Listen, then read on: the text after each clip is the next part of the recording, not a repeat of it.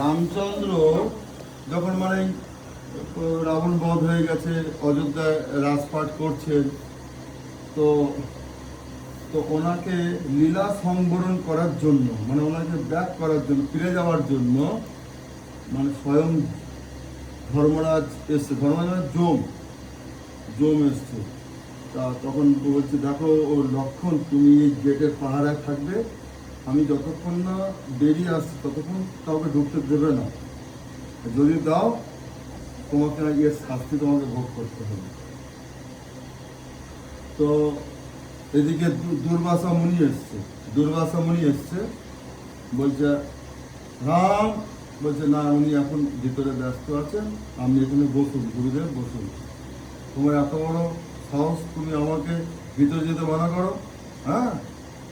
তখন বলছে জানো না আমার অভিশাপে এক্ষুনি অযোধ্যা পুরো ছাই হয়ে যাবে। তখন বলছে ঠিক আছে আপনি যান। তো যখন দুর্বাসা মুনি গেলেন তখন যম ওখান থেকে ভ্যানিশ হয়ে গেল, মানে চলে গেল।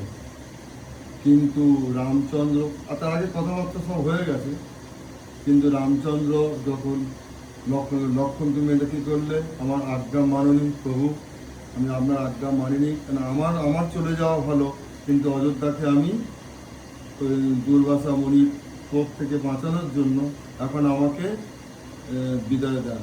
বলে লক্ষণ কি করলো, আমাকে প্রণাম করবে, না না আমি তো এমনি বলেছি, না আপনার বাণী অক্ষর। তো ও তখন সরযুতে গিয়ে ডুবে, প্রথম লক্ষণ সরযুতে লীন হয়ে যায়, তারপরে রামচন্দ্র দিকে। কিন্তু কথা হচ্ছে ঠিক গুরু মহারাজের ঠিক ওই রকম, গুরু মহারাজ মানে খাওয়া দাওয়া হয়ে গেছে, তার আগে বলছে দেখো গুরুজি আজকের আপনার আসন টাসন সরিয়ে এখানে পরিষ্কার পরিচ্ছন্ন করে দিচ্ছি।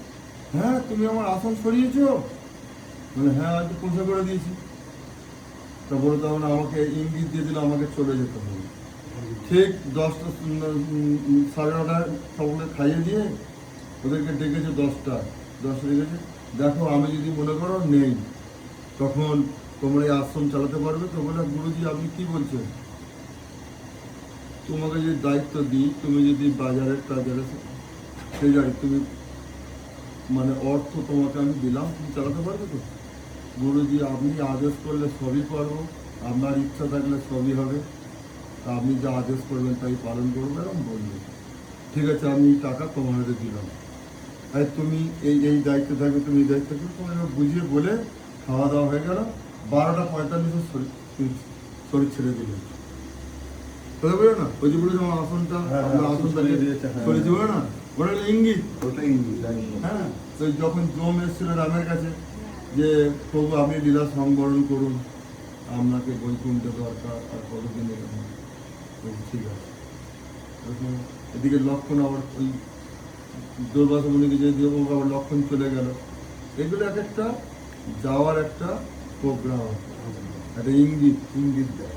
গুরু মহারাজ ঠিক ওই রকম ভাবে, তার আগে গুরু মহারাজ যাবে জানতে পারে, শ্যামাপ্রসাদ মুখার্জিকে নিজের মালা পড়ালেন, দেখো আমি তো চলে যাব, তুমি বাংলাটাকে রক্ষা করো, তুমি বাংলাটাকে রক্ষা করো।